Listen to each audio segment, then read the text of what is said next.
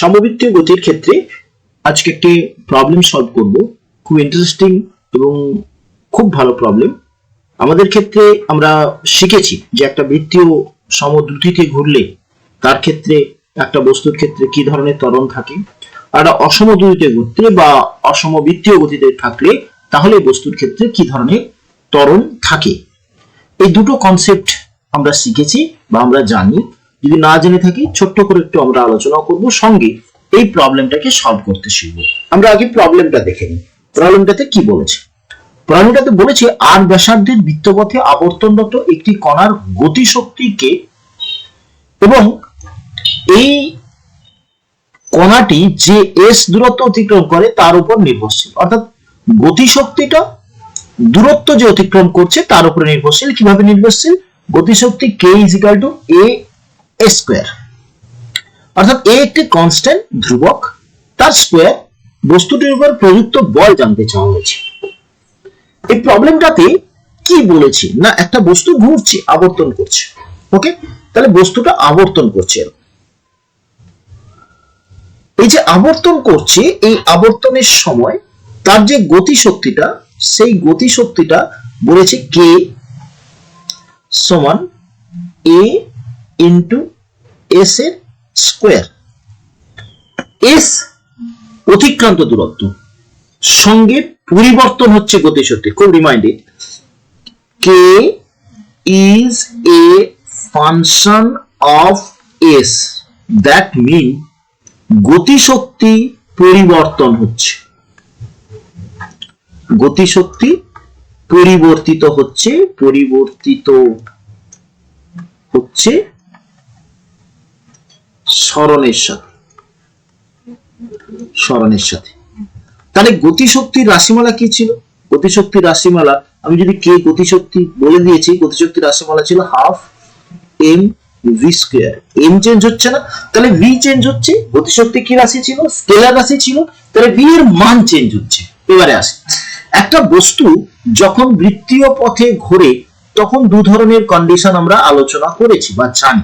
এক হচ্ছে গিয়ে যদি বস্তুটা সমবৃত্তীয় গতিতে ঘুরে বা প্রতিটি বিন্দুতে তার যদি বেগ এর মান একই থাকে, তাহলে কেবলমাত্র তার ক্ষেত্রে ক্রিয়াশীল হয় একটি অভিকেন্দ্র ত্বরণ বা অভিকেন্দ্র বল। অর্থাৎ এই বিন্দুতে যখন বস্তুটা বৃত্তীয় পথে ঘুরছে, যদি কেবলমাত্র তার অভিমুখের পরিবর্তন হয়, অর্থাৎ সমদ্রুতিতে ঘুরে, তাহলে কেবলমাত্র তার কাজ করে একটি ত্বরণ এ আর বা একটি বল এফ অফ আর, অর্থাৎ যেটা অভিকেন্দ্র বল নামে পরিচিত। কিন্তু এখানে যে শর্তটা বলেছে তাতে বেগের মান পরিবর্তন হচ্ছে, অর্থাৎ অসম দ্রুতিতে ঘুরলে তাহলে প্রতি মুহূর্তে তার গতিশক্তি চেঞ্জ হচ্ছে, তার অর্থ অসম দ্রুতিতে ঘুরছে। সেই অবস্থাতে যে কোনো মুহূর্তে ওই বস্তুটার উপরে দুটি ত্বরণ থাকে। এক হচ্ছে গিয়ে স্পর্শকীয় ত্বরণ ট্রান্সভার্স অ্যাক্সেলারেশন, আর হচ্ছে গিয়ে রেডিয়াল অ্যাক্সেলারেশন। এক্ষেত্রে দুটি ত্বরণই আছে, আবার দুটি বলই আছে, অর্থাৎ স্পর্শকীয় বল এবং সেটা হচ্ছে কি অভিকেন্দ্র বল। এই দুটো বল এক্ষেত্রে কাজ করছে এবং এই দুটো বল হচ্ছে পরস্পরের সাথে লম্ব, এ আর পারপেন্ডিকুলার অফ এফ অফ টি।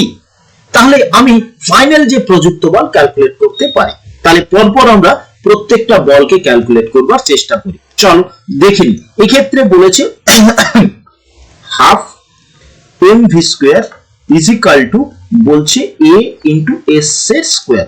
আচ্ছা, এখান থেকে আমরা লিখতে পারি M V square is equal to 2a s এর স্কয়ার, অর্থাৎ সরণের স্কয়ার।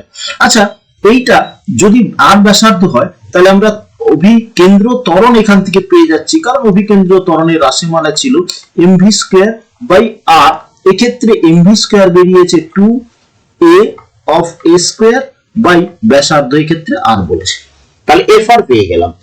এবারে হচ্ছে গিয়ে এফ টি ক্যালকুলেট করতে হবে, অর্থাৎ এটা বেরিয়েছে আমার ক্ষেত্রে অভিকেন্দ্র বল, অভিকেন্দ্র বল। ওকে, চলো এবারে আমরা দেখি অভিকেন্দ্র বলের পর যেহেতু এখানে ট্রান্সভার্স স্পর্শকীয় বল কতটা হচ্ছে। ওকে, স্পর্শকীয় বল আমরা যখন ক্যালকুলেট করব তাহলে আমরা দেখে নিই কিরকম করে স্পর্শকীয় বল ক্যালকুলেট করতে পারি। চলো, ডব্লিউ মানে হচ্ছে কি কৃতকার্য, বা কার্য সমান আমরা পেয়েছিলাম এফ ইন্টু এস। আচ্ছা, এটাকে এরকমও বলা যায় কার্য বা শক্তি is equal to F into S. আবার এটাকে এরকম বলতে পারি বল সমান ডি, এটাকে স্পর্শ ছোট্ট সাপেক্ষে বল আমরা যদি বলি ডিকে বাই ডিএস এই হিসাবে লিখতে পারি, অর্থাৎ স্মরণের সাপেক্ষে গতিশক্তির পরিবর্তন আমরা করতে পারি। তাহলে সেক্ষেত্রে আমরা কি করব, ডি ডিএস যেহেতু স্মরণের পরিবর্তন হচ্ছে তাহলে আমরা লিখতে পারি এ অফ এস স্কয়ার। তাহলে এটা ডেরিভেটিভ করছি 2as হয়ে গেল। সেই বলটা অর্থাৎ এই বলটাই হচ্ছে গিয়ে ট্রান্সভার্স ফোর্স অর্থাৎ স্পর্শকীয় বল। এই বলটা হচ্ছে গিয়ে স্পর্শকীয় বল। তাহলে আলটিমেট প্রযুক্ত বল জানতে চেয়েছি।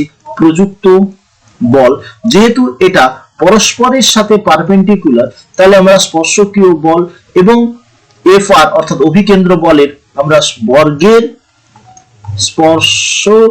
বর্গের সমষ্টি বর্গমূল করব।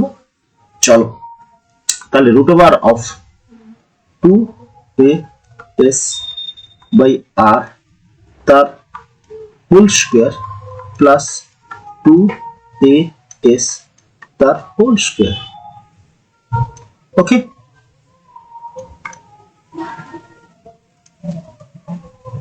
দেখে নি।